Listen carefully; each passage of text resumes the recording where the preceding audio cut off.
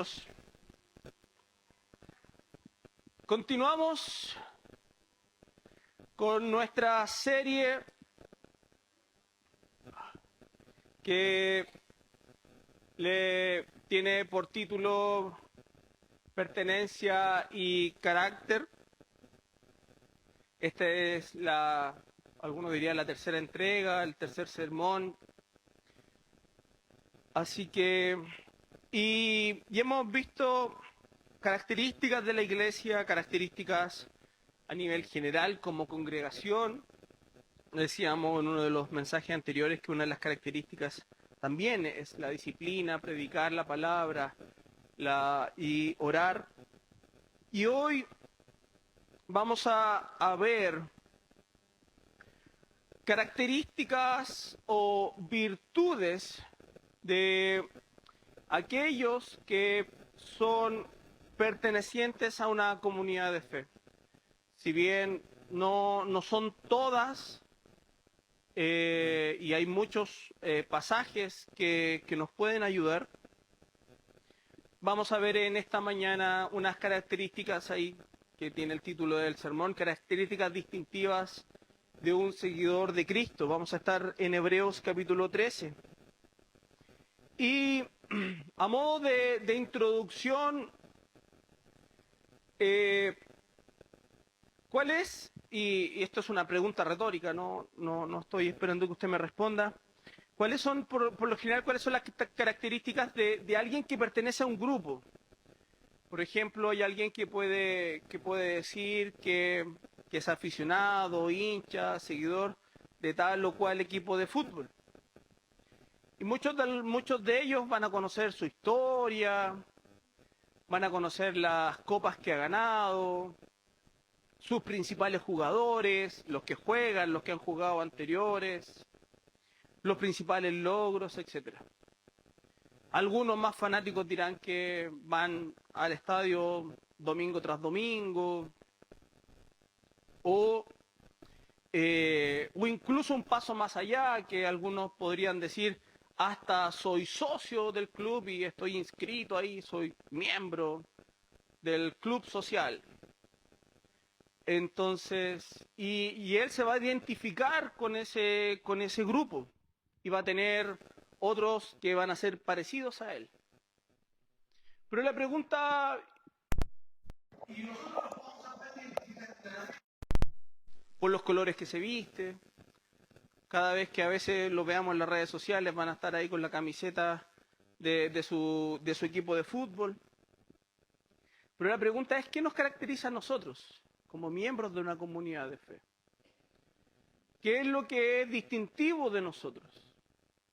¿Qué es lo distintivo de esta comunidad de fe a diferencia de un club social? A diferencia de una ONG? A diferencia, por ejemplo, de que se reúnen en una junta de vecinos. ¿Qué nos caracteriza? Sin duda hay algo que nos une y que hemos venido predicando en esta serie, es la palabra y es lo que une, es Cristo, sin duda. Pero ¿qué nos caracteriza? Porque podemos decir, sí, yo soy miembro de Iglesia Cristiana Gracia Soberana, o asisto ahí, o voy todos los domingos. Ahí uno se va como alejando dependiendo cómo uno lo plantea, porque uno puede decir, yo soy miembro, yo asisto, o voy de vez en cuando. Pero ¿qué caracteriza al cristiano? ¿Qué llama la atención en la sociedad donde se mueve, donde tiene relación? Y es algo que tenemos que ver a la luz de la Escritura. Y es por eso que creo que Hebreos 13, esta epístola, acá, a estos hermanos que estaban ahí situados en Roma, y que el autor durante casi los 11 capítulos, 12 capítulos anteriores ha hecho menciones sobre el Antiguo Testamento, sobre la superioridad de Cristo, y ahora viene a terminar el capítulo con cierta exhortación práctica a estos hermanos respecto de, si usted tiene alguna Biblia Reina Valera u otra, va a tener el título ahí de deberes cristianos. Y va a mencionar, perdón, cuáles son las características que iban a tener estos, o que esperaba el autor de Hebreos, esperaba ver en esta iglesia, en esta comunidad.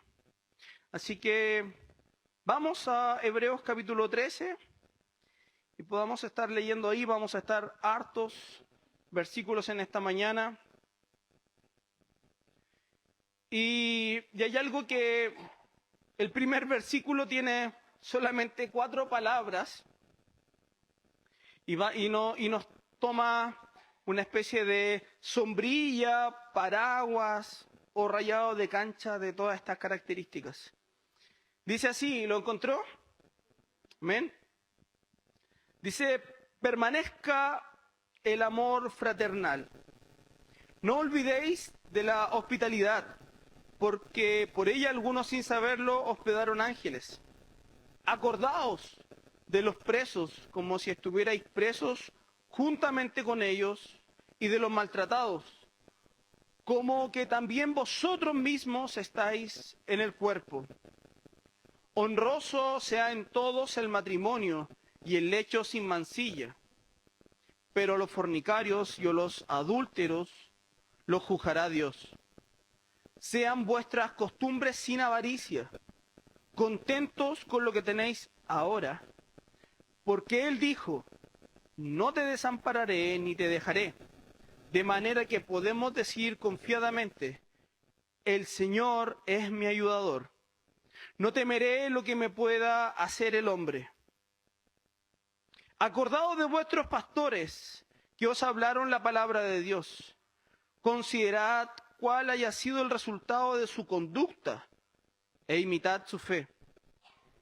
Jesucristo es el mismo ayer y hoy y por los siglos.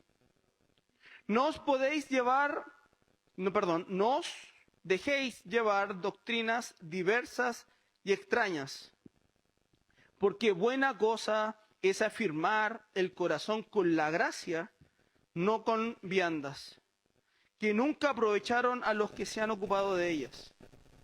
Tenemos un altar, el cual no tiene derecho de comer los que sirven al tabernáculo, porque los cuerpos de aquellos animales cuya sangre a causa del pecado es introducida en el santuario por el sumo sacerdote, son quemados fuera del campamento. Por lo cual también Jesús, para santificar al pueblo mediante su propia sangre, padeció fuera de la puerta.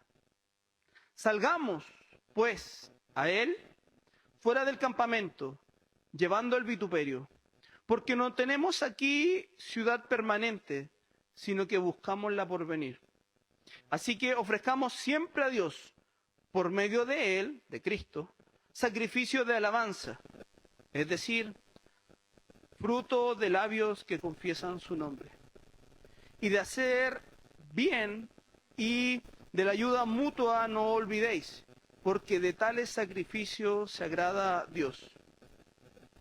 Obedeced a vuestros pastores y sujetaos a ellos, porque ellos velan por vuestras almas, como quienes han dar cuenta, para que lo hagan con alegría y no quejándose, porque esto no os es provechoso. Orad por nosotros, pues confiamos en que tenemos buena conciencia, deseando conducirnos bien en todo, y más os ruego que lo hagáis así, para que yo sea restituido pronto. Y el Dios de paz, que resucitó de los muertos a nuestro Señor Jesucristo, el gran pastor de las ovejas por la sangre del pacto eterno, os haga aptos en toda obra buena para que hagáis su voluntad, haciendo Él en vosotros lo que es agradable delante de Él por Jesucristo, al cual sea la gloria por los siglos de los siglos. Amén. Amén. Tengamos ahí un pequeño momento de oración. Bendito Padre, te damos gracias. Señor, ruego tu bendita asistencia en este momento. Ayúdanos, Señor, a poder vernos, como decía Mauricio hace un momento atrás, en la coordinación, vernos como a un espejo frente a tu palabra. Vernos, Señor, y vernos confrontados ante ella, Señor. Anímanos, Señor, y exhórtanos en esta mañana. Ayuda, Señor, a quien va a predicar, para que predique de forma fiel y verdadera, Señor.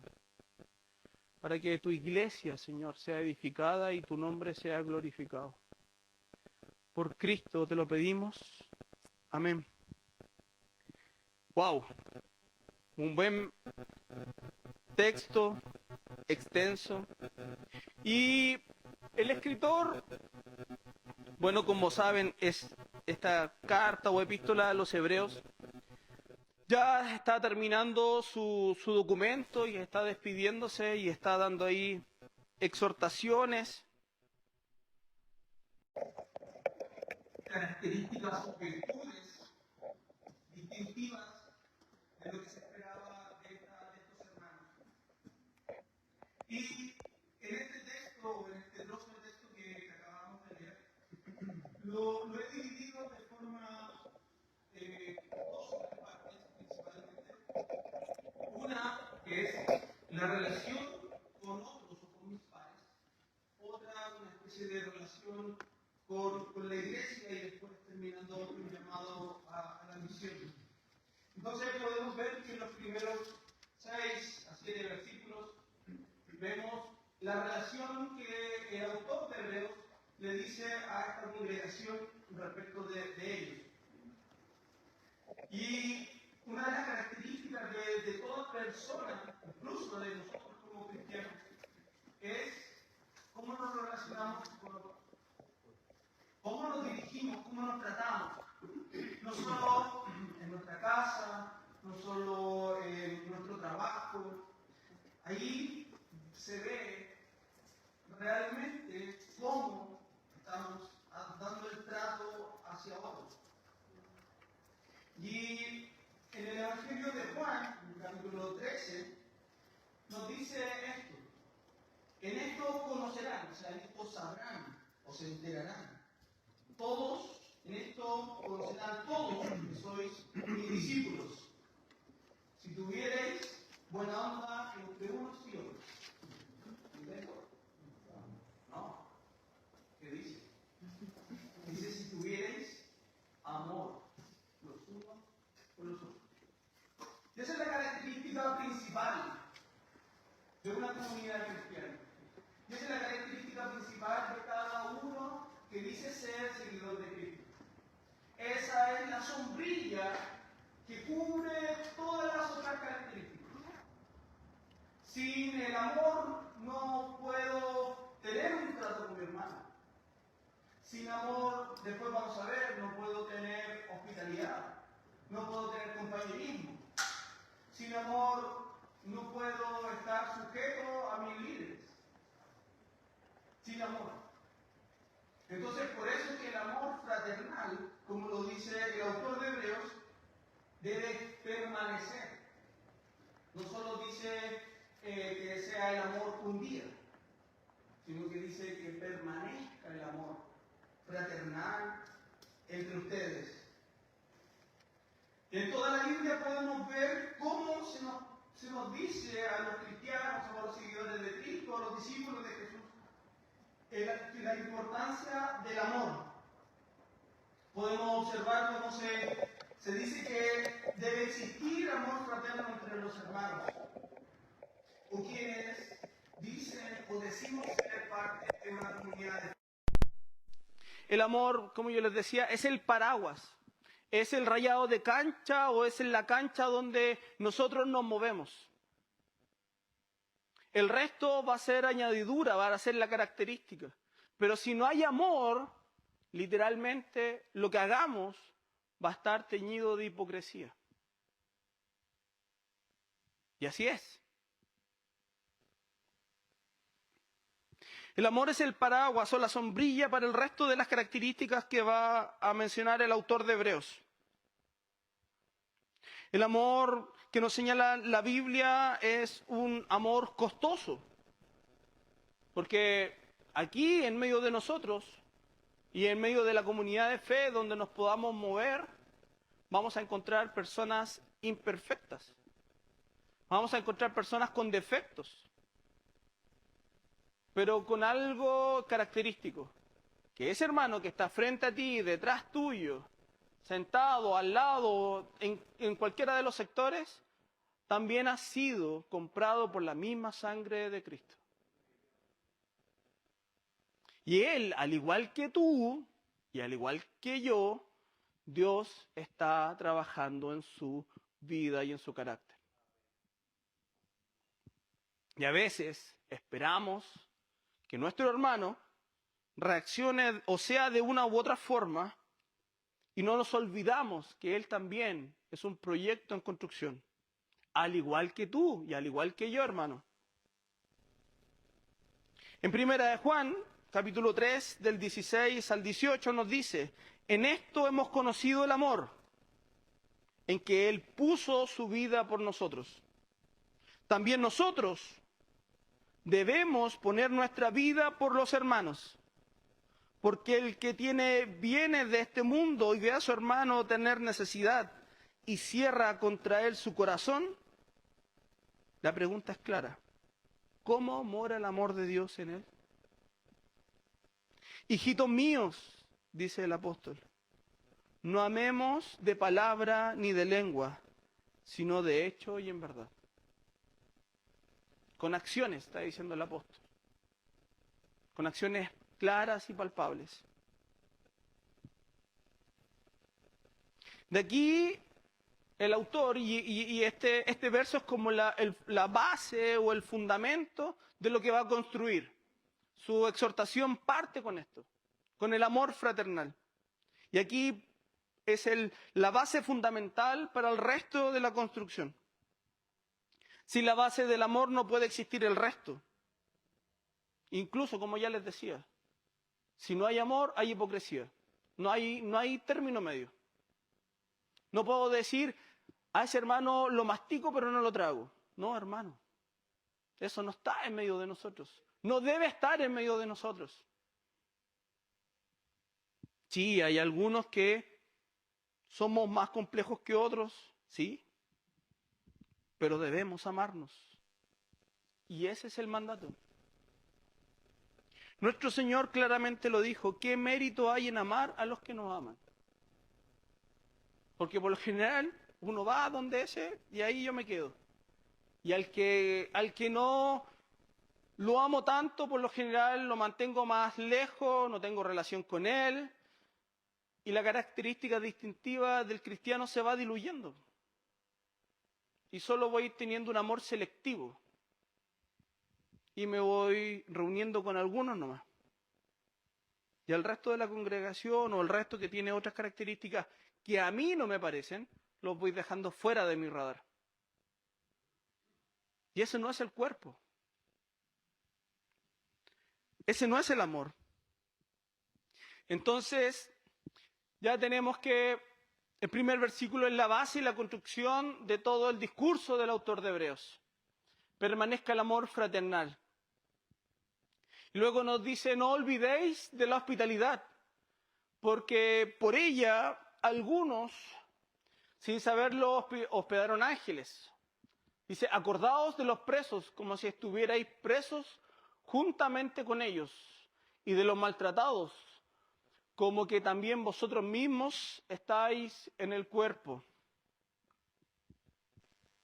Y aquí, volviendo en un viaje en el tiempo hacia la época de Hebreos,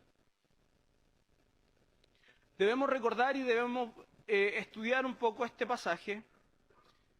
En algún momento, en esta época de la iglesia del primer siglo, no habían hoteles, no había de estos que nosotros vemos hoy en día, no sé, un Marriott, un Hyatt. Habían lo que le llama el autor bíblico posadas. Y lamentablemente las posadas estaban, y en algunos casos los estudiosos señalan, que tenían dos características. Una, que eran caras, y dos, que estaban asociadas a prostitución o casas de remolienda, como se le dice antiguamente. Entonces, la hospitalidad entre los cristianos del primer siglo era muy importante, porque obviamente el que iba a esa posada no iba a dar un buen testimonio, o se iba a ver involucrado en otras situaciones. Y es por eso que el autor de Hebreos les da esta primera característica. Una característica distintiva. No hay hoteles, y los únicos lugares donde se podía pasar la noche eran lo que llaman las posadas. Como ya les dije, no contaban con una buena reputación, e incluso también dicen los estudiosos que eran peligrosas.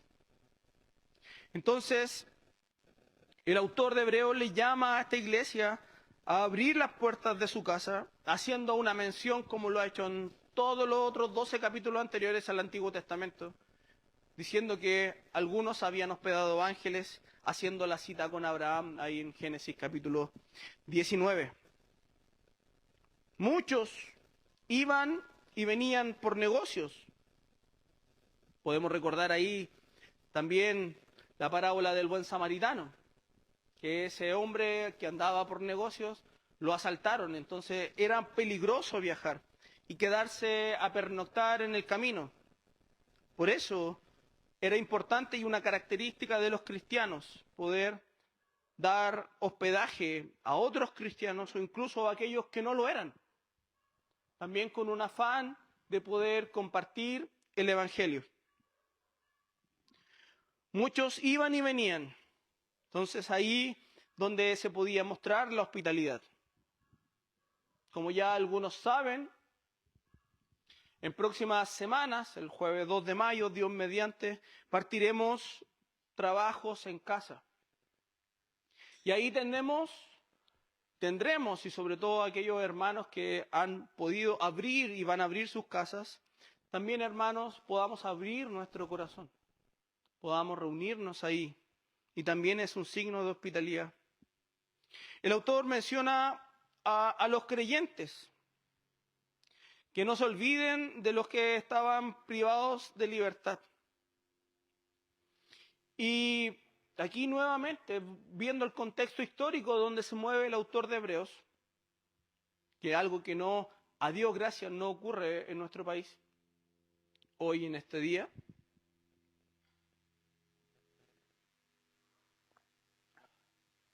Es que el tomar la decisión de seguir a Cristo era una decisión tan seria para los cristianos del primer siglo que incluso los podía llevar a la cárcel.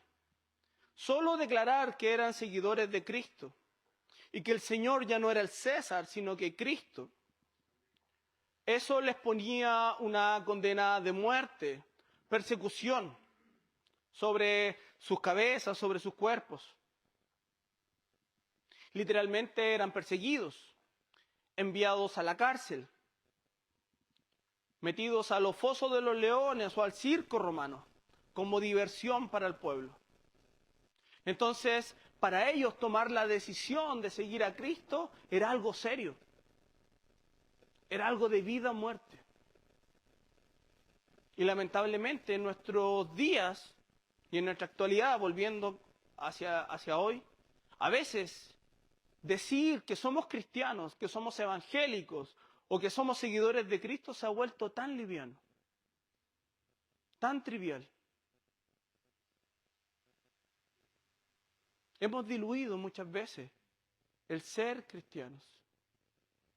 Y me incluyo, hermanos, no me estoy haciendo a un lado de esto, me incluyo.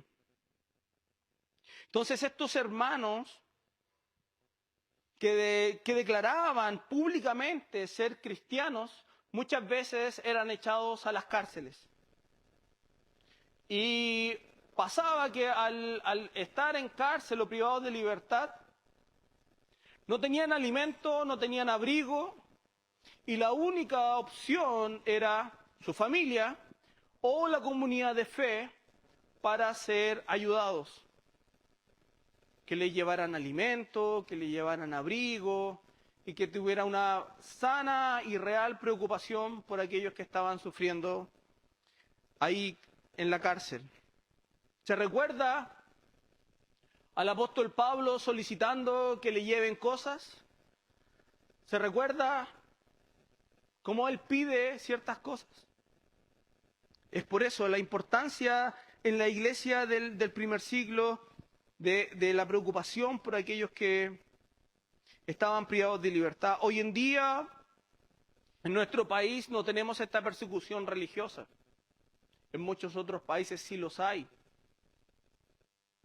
En Medio Oriente nadie podría decir abiertamente, en Irán, soy cristiano y empezar a predicar en una plaza pública. Eso es casi una condena de muerte inmediata. Hoy en nuestro país no. Pero eso no significa que no nos podemos olvidar de los desvalidos. No significa que no podemos olvidar a los que están vulnerables, tanto en medio de nuestra congregación o en medio de nuestra comunidad como fuera de ella. Y es así como mostramos el amor de Dios. Por eso, como yo les decía, todo esto está bañado con el amor. Esto no lo mueve un negocio, esto no lo mueve algo. Porque aquí, mis hermanos, aquellos hebreos o aquellos hermanos de la comunidad de la iglesia en Hebreos, que le llevaban abrigo, que le llevaban alimento a quienes estaban en la cárcel, ¿qué podían obtener a cambio? No había una relación transaccional, como muchas veces nosotros las tenemos con nuestros pares.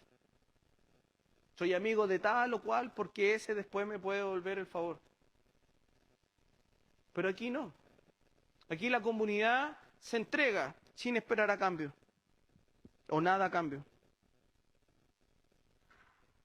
Es por eso o el motivo que el autor insta a sus lectores a no olvidar a quienes están presos. En estos lugares se pasaba hambre, se pasaba necesidad, frío. Y por eso era vital o de vital importancia la ayuda de la comunidad de fe. Algunos historiadores señalan que la comunidad de fe era tan fuerte en esa época que incluso buscaban la forma de poder sacar de la cárcel o traer libertad a aquellos que estaban presos por temas religiosos. Con esto en mente, para nuestros hermanos no era algo meramente emocional, como yo les decía, sino que la decisión literalmente podía costar su vida. En nuestro país esto no ocurre.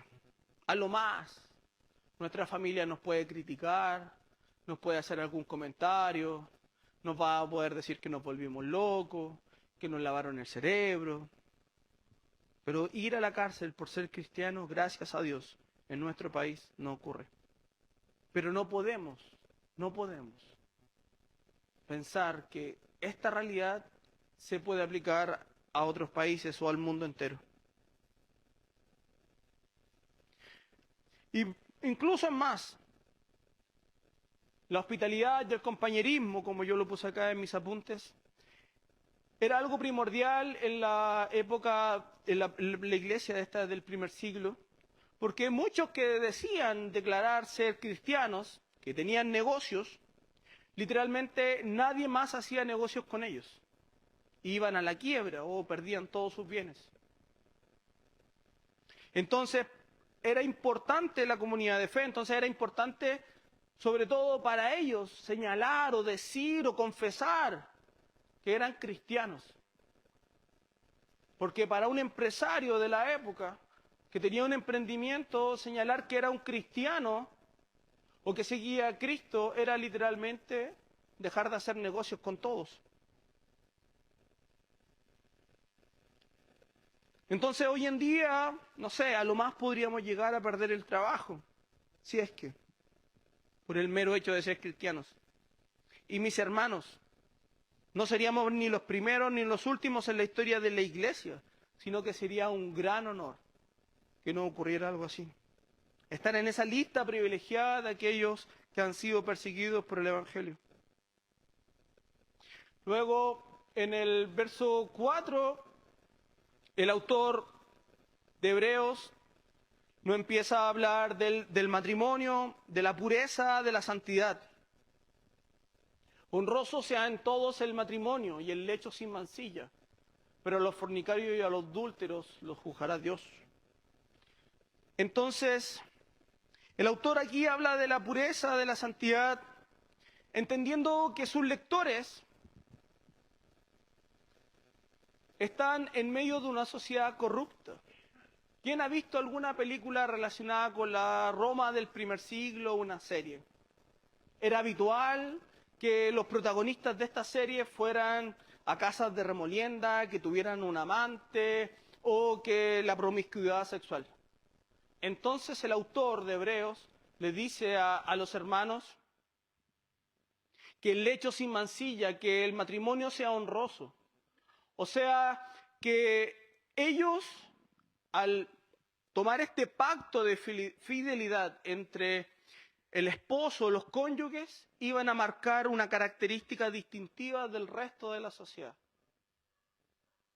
Lo más probable que en esta sociedad del primer siglo machista, lo iban a excluir o se iba a excluir él solo, decir, no, yo no puedo ir con ustedes para ese lugar porque yo ahora sigo a Cristo y yo ya no participo de esas cosas.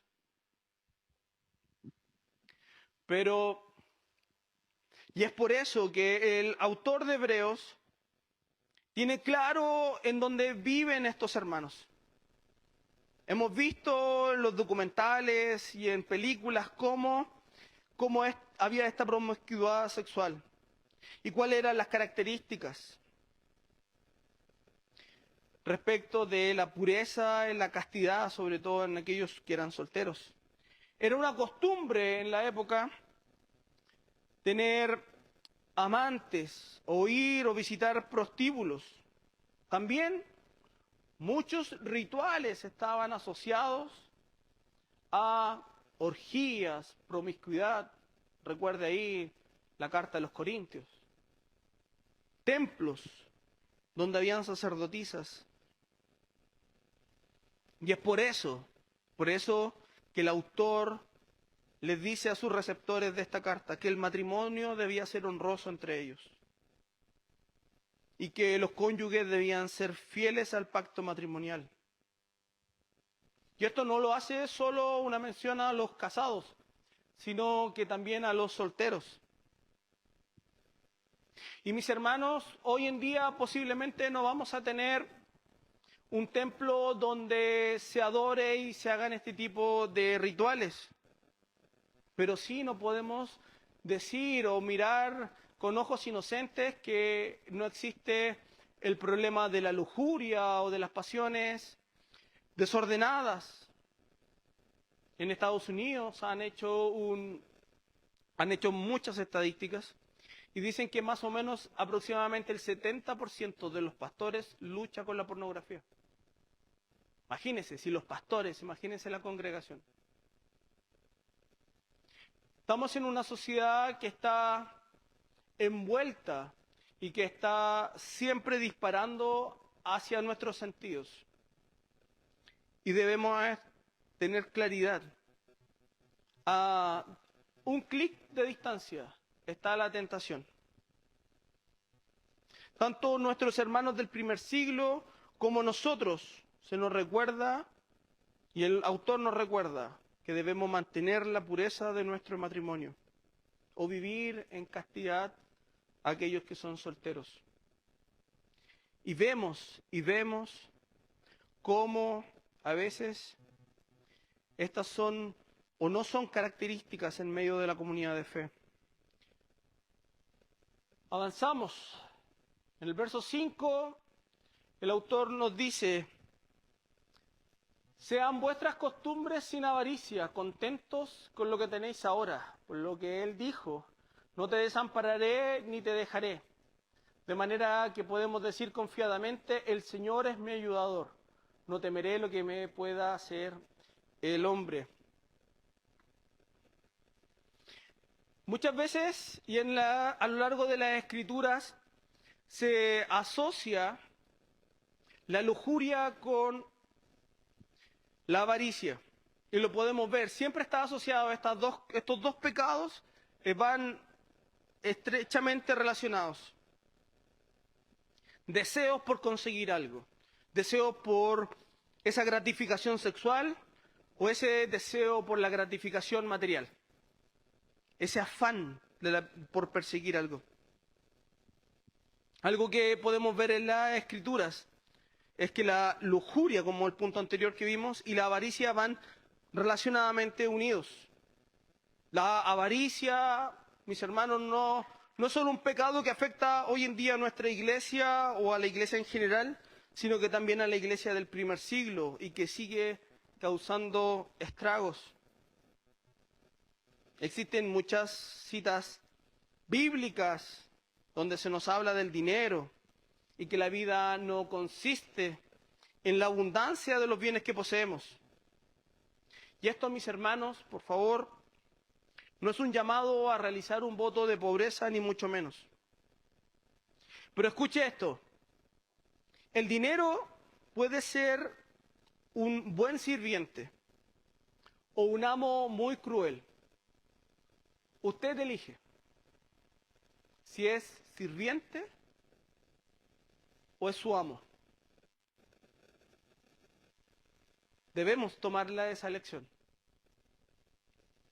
De cada uno dependerá de cómo tratemos el dinero. Si es un sirviente o un amo de nuestro corazón. En la iglesia de ese entonces, al igual que a hoy, siempre nos encontramos y nos vamos a encontrar con miembros que pasan necesidad. Y es ahí, nuevamente, donde el amor prevalece y donde nuestro amor al dinero se pondrá a prueba. Si damos o cerramos la mano, cerramos el corazón.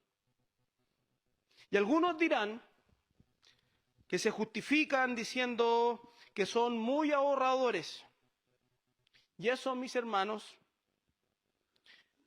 lo que está haciendo es que está disfrazando la avaricia con una falsa piedad.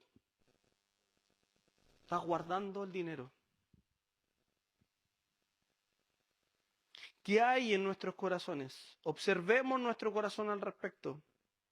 ¿Qué nos dice la Escritura? Que la raíz de todos los males es el amor al dinero. La raíz, imagínense. La avaricia es lo opuesto al contentamiento, como nos dice el autor. Si vemos con atención el verso 5, sean vuestras costumbres sin avaricia. Dice, contentos con lo que tenéis mañana, pasado o en el futuro. No, nos dice ahora. Hermano, hermana, conténtate con lo que tienes ahora. Insisto, no es un llamado a la pobreza ni un voto a la pobreza. Lo que tienes ahora y lo que tenemos ahora es lo que te ha dado Dios. Y si no estás contento con eso, lo que estás diciendo en otras palabras es que no estás contento con tu Señor. Es así de serio. Conténtate. No estoy diciendo que no ahorres para una casa o que no ahorres para otro bien. Pero conténtate con lo que tienes ahora. Si tienes o no dinero en tu billetera o en tu cartera, aprende el contentamiento. ¿Y sabes cuál es lo que va a ocurrir? Es que la paz entrará en tu corazón. El que está contento con lo que tiene descansa, porque no hay afán en buscar lo que no tengo. ¿O no, mis hermanos? ¿A usted no le pasa que cuando le falta algo empieza el afán? Se empieza a poner nervioso y empieza ese nerviosismo que no me deja dormir, que no me va a alcanzar, que no sé cómo voy a llegar y para poder lograr tener eso.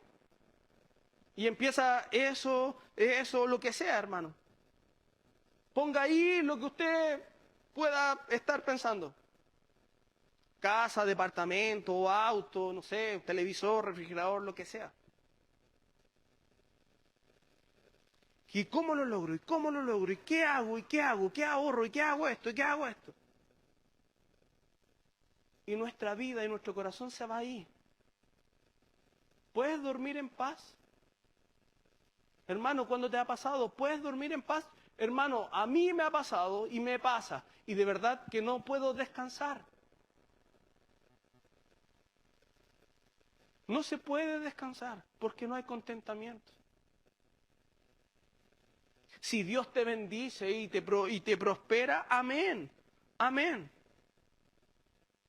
Pero conténtate con lo que tienes.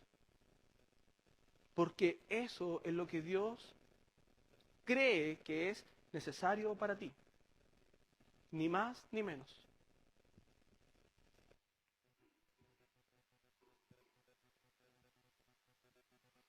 Demos gracias, hermanos, por lo que tenemos en este minuto.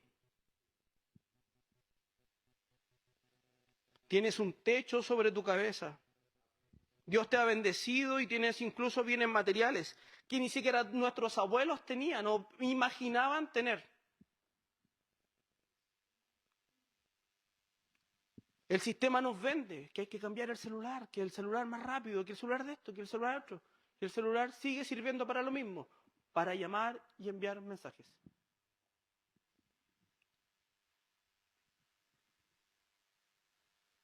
Dios te ha bendecido con otros bienes materiales. Da gracias a Dios por ello, porque Él te los ha dado.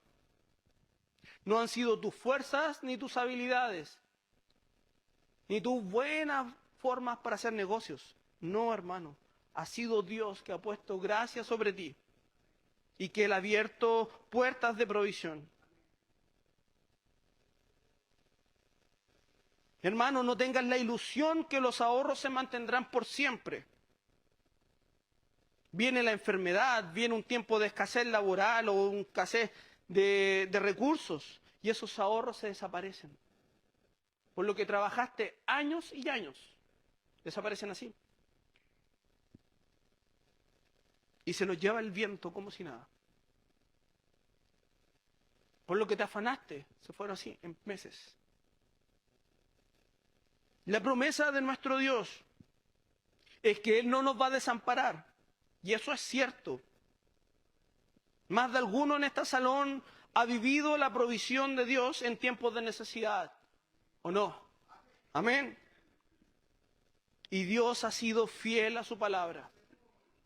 Y por eso Él dice, y el autor de Hebreos dice, por eso Él dijo, no te desampararé ni te dejaré. Oh, Sebastián, ahí está. De manera que podemos decir, el Señor es mi ayudador, no temeré lo que me puede hacer el hombre. Confío en nuestro Dios, confiamos en nuestro Dios, en lo que Él puede hacer. Y aquí termina como la primera sección que yo he separado de la relación entre pares. Y muchos dirán, o muchos estarán pensando ahí en medio de sus asientos, claro, Marcelo, esas características son para los miembros de la iglesia. Y para los que son ancianos y pastores eso no aplica. Tanto Mauricio y el pastor Freddy somos miembros de la iglesia y no estamos exentos de estas características. Dígame, ponga responsabilidad como decía nuestro hermano Ricardo el otro día. En 1 Timoteo nos dice palabra fiel. Si alguno anhela obispado, buena obra desea, pero es necesario que el obispo sea irreprensible, marido de una sola mujer, o sea, el lecho sin mancilla, como decía Hebreos. Sobrio, prudente, decoroso, hospedador, como dice Hebreos. Apto para enseñar, no dado al vino, no pendenciero. Escuche esto, no codicioso de ganancias deshonestas, no sea avaricioso. Requisitos para los obispos. Sino amable, apacible, no avaro, avaricia.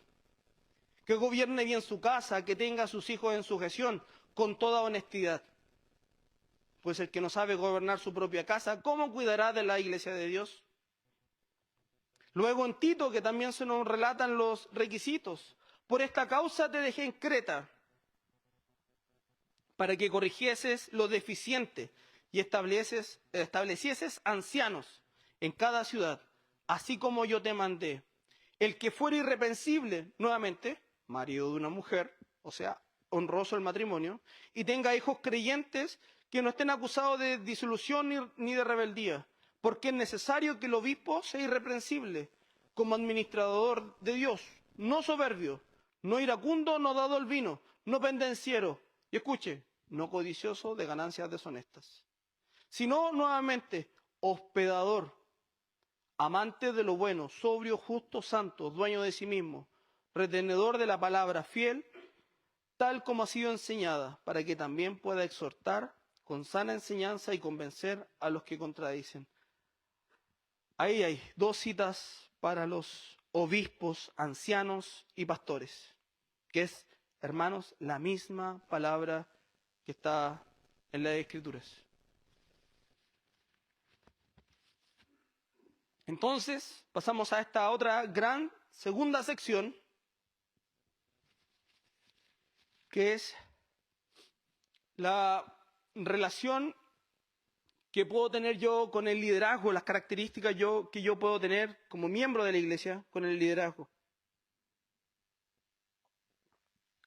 El autor cambia un poco de foco en la relación entre otros o entre pares y ahora la pone en el liderazgo.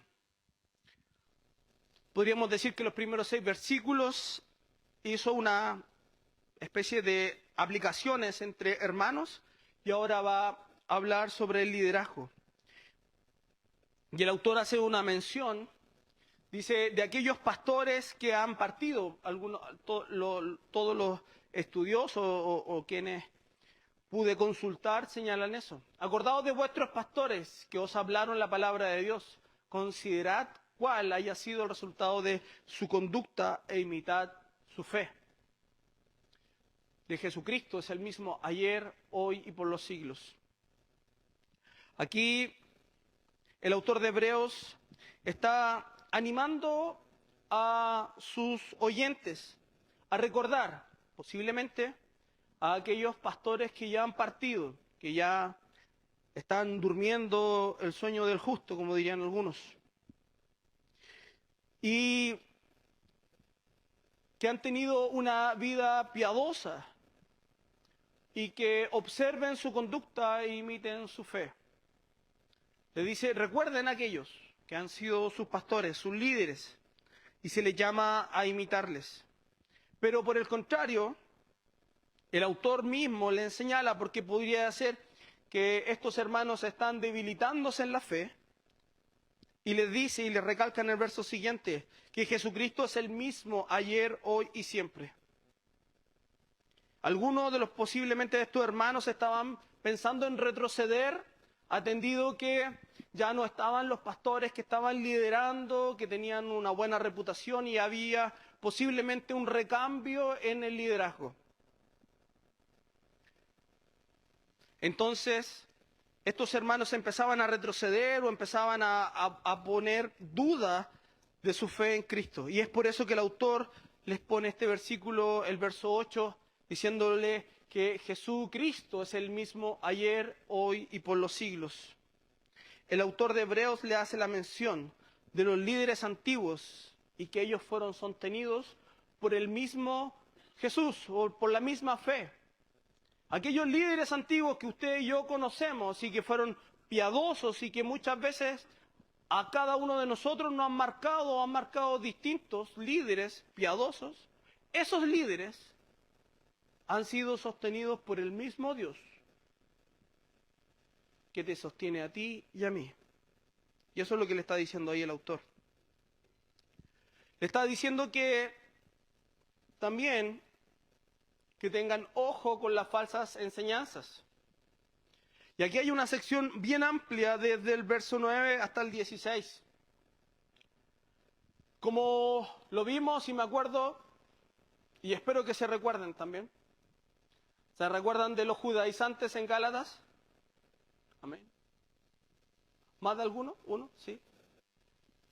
Los judaizantes, un mal que tampoco ha terminado aquí en los hermanos acá que se le escribe.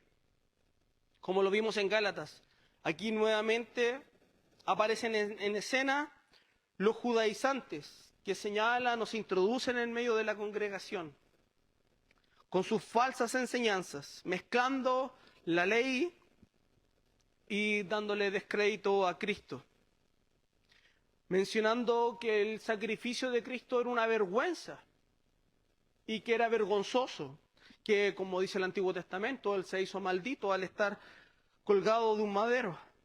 Y es por esto que el autor menciona el sacrificio de los animales y hace un paralelo con el sacrificio de Cristo. Según algunos, las entrañas o las vísceras eran tiradas afuera del altar o sacrificadas afuera, eran llevadas afuera, como una señal de vergüenza. El autor hace un paralelo con Jesús, quien fue llevado fuera de la ciudad o fuera de Jerusalén a morir como un criminal y haciéndose maldición por cada uno de nosotros. Pero Cristo, la pregunta aquí, retórica nuevamente, pero Cristo, ¿qué llevó a la cruz? ¿Él llevó su vergüenza? ¿Él llevó su pecado? Cristo llevó tu vergüenza, mi vergüenza. Llevó tu pecado, llevó mi pecado a esa cruz. Él llevó tu enfermedad y la mía. Y es por eso que para nosotros no es señal de vergüenza, ni tampoco para los hermanos que están recibiendo esta carta. El autor invita ahí en el verso 13, leámoslo juntos. Salgamos pues, dice, a él fuera del campamento, llevando su vituperio, llevando su vergüenza. Para aquellos del primer siglo, posiblemente iba a ser una vergüenza ser cristianos. Y el autor lo sabe y lo cree. Pero les dice y lo anima, vayan fuera del campamento, salgan de sus casas, o salgan de su lugar o de su zona de confort. Vayan fuera, llevando esa vergüenza o ese orgullo que es ser seguidor de Cristo. Hermanos, no hay nada más que nos puede poner orgullosos de que podemos ser seguidores de Cristo. Y el verso 14 dice el por qué. ¿Por qué no tenemos aquí una ciudad permanente, sino la que está por venir? Una morada venidera. No importa la vergüenza, entre comillas, pasajera, si es que fuera vergüenza. Hermano, no te preocupes. No te preocupes que te van a criticar por ser cristiano, canuto o lo que sea. Esto es temporal. En un par de ojos ya estamos ya. En un cerrar pestañazo. Ya tengo 18 años, no, tengo 45. Voy a cumplir 45. Y se me ha pasado la vida así. Y no creo que yo sea la excepción. Gracias, hermano Lira. La vida se nos pasa así, como un suspiro. Y esto es temporal. Y si es que pasamos vergüenza aquí, es temporal, hermanos. Si que somos criticados aquí, hermano, te aliento, es temporal. Piensa en la morada venidera. Piensa y pon tus ojos en lo que no espera, en la gloria postrera.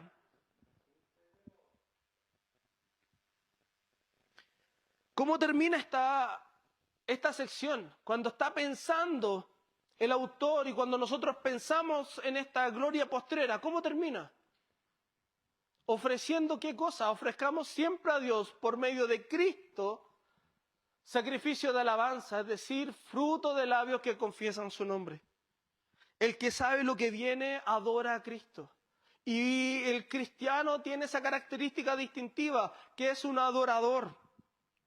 Porque sabe que Cristo tomó su vergüenza, tomó su pecado y lo llevó a la cruz del Calvario. Y lo único que puede hacer el cristiano es adorar ese hermoso sacrificio.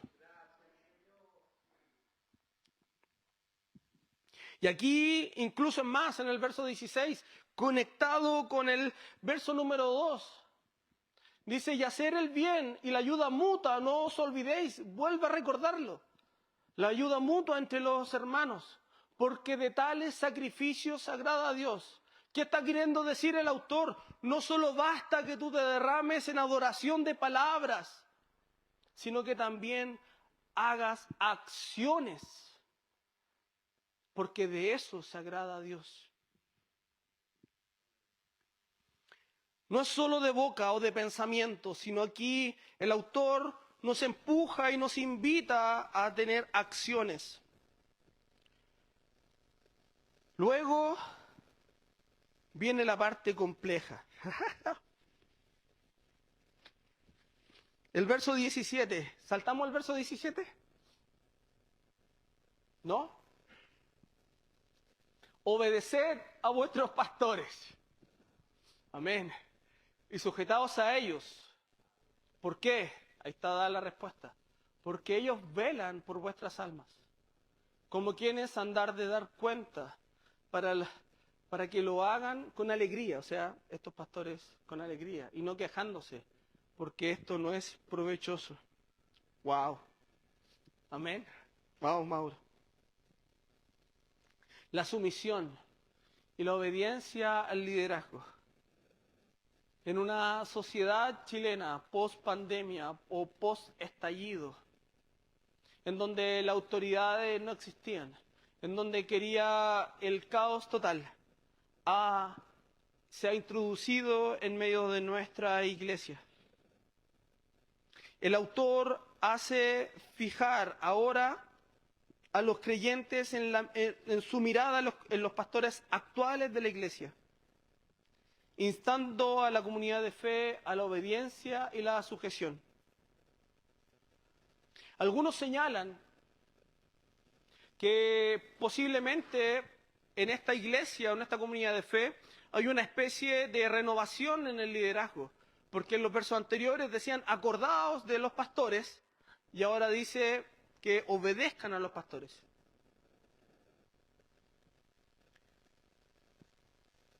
Señala que recuerden de quienes ya han pasado, pero ahora, hoy, que obedezcan a los pastores que hay en la comunidad, que están en medio.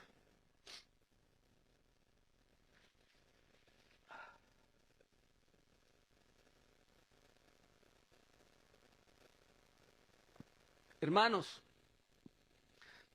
esta comunidad de fe, Iglesia Cristiana Gracia Soberana, ya hace un par de años pasó de tener un pastor a tener 3 pastores. No pasó de tener un pastor y 2 hermanos. No, mis hermanos.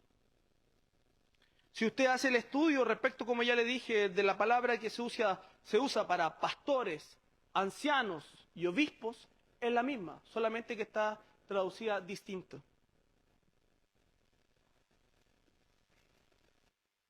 Es la misma para ancianos, obispos y pastores. Las 3 significan que son supervisores de la iglesia, con autoridad delegada por Dios. Amén.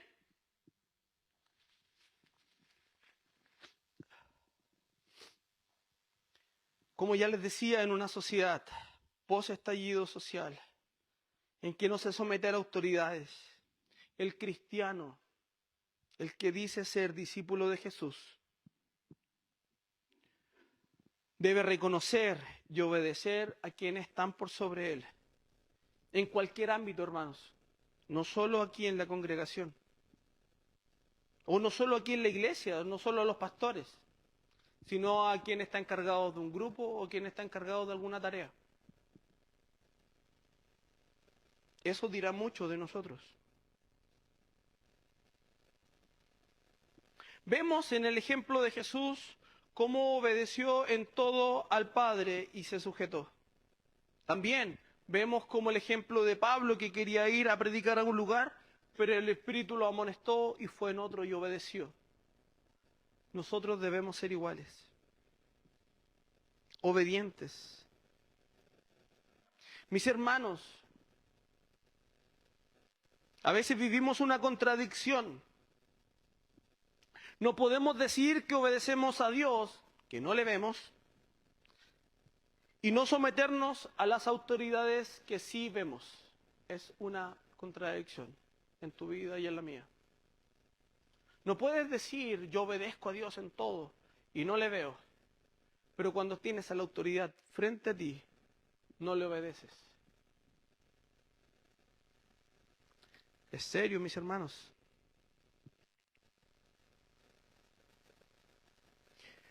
Ya pasando a los últimos versos, dice el autor, orad por nosotros, pues confiamos que tenemos buena conciencia, deseando conducirnos bien en todo. Y mis hermanos, esta característica, no porque esté mencionada al último de esta lista, es menos importante. Una característica fundamental de un seguidor de Cristo, fundamental, hay dos en realidad, es que está metido en la oración y en la palabra. Está estudiando la palabra y está metido en oración. No puede haber una ni otra distinta, o sin una ni otra. Si usted solamente dice, no, yo solo oro, finalmente va a tener idolatría por el otro lado, porque no conoce a su Dios y va a adorar cualquier cosa. Eso es, literalmente, hermanos. Y si usted solo estudia la palabra de un tema intelectual, lo único que va a tener como resultado es una religión fría, sin adoración. Y es por eso que ambas tienen que estar en un justo balance. Y son fundamentales para la vida del cristiano. Ya en los versos finales, el autor ya se va despidiendo y dice, más os ruego que hagáis así, para que yo sea restituido más pronto. Y el Dios de paz que resucitó de los muertos a nuestro Señor Jesucristo, el gran pastor de las ovejas, por la sangre del pacto eterno, os haga aptos en toda obra buena, para que hagáis su voluntad, haciendo Él en vosotros lo que es agradable, delante de Él por Jesucristo, el cual sea la gloria por los siglos de los siglos. Amén. Este es un llamado para hacer la voluntad de Dios en Cristo. Y la voluntad de Dios es que le sigamos, que todas estas características que ya hemos mencionado y hemos visto sean algo distintivo entre los creyentes. Pero también que hagamos la obra misional o la misión de transmitir el Evangelio, de ir y hacer discípulos, como nos dijo Jesús y está registrado ahí en Mateo. Ir y hacer discípulos.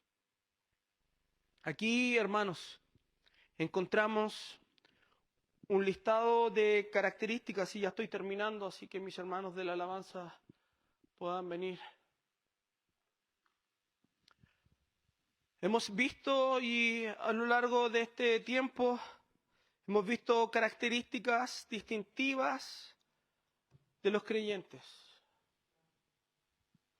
La pregunta para cada uno de nosotros, y para mí también, ¿en cuál tenemos que trabajar? ¿En todas? ¿En un par? Sin duda, hermanos, que no hay nadie en este salón, que no deba trabajar en alguna de ellas. Y por el otro lado, todos debemos trabajar en todas. Que el amor fraternal, la hospitalidad, el compañerismo, que nuestros matrimonios, nuestras relaciones sean honestas.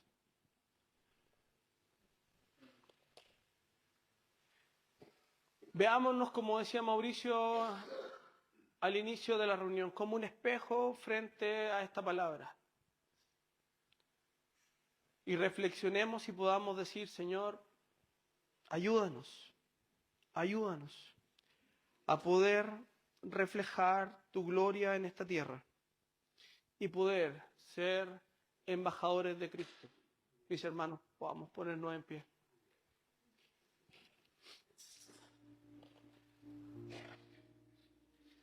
Cierra ahí un momento sus ojos y reflexione. Piense, este es el tiempo para ello.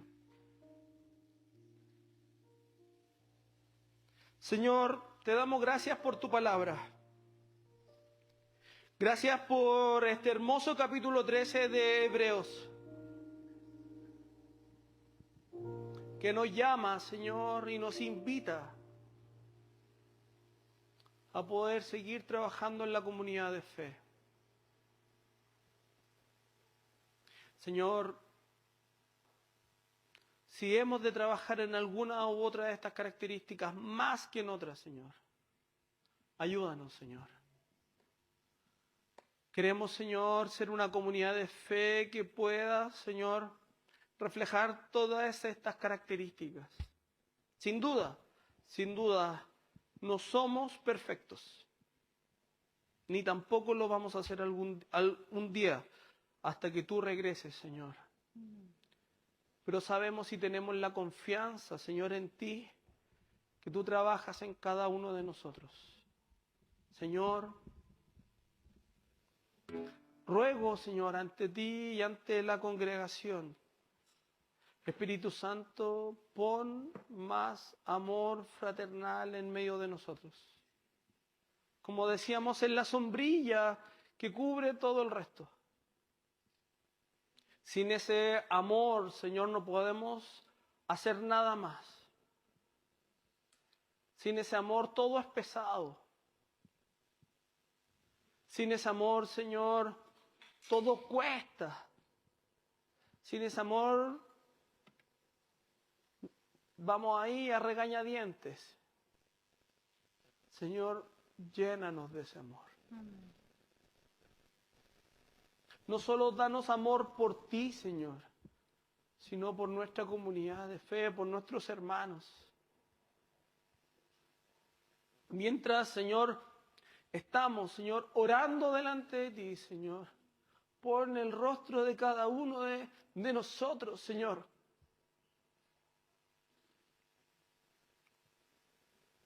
Cada uno, Señor, es importante.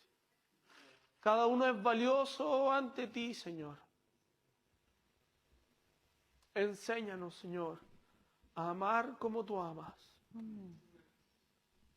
Inúndanos de ese amor fraternal. De ese amor que cuesta, Señor, que es costoso. Que a ti te costó la vida. Ayúdanos, Señor. Te lo rogamos en Cristo Jesús. Amén. Amén.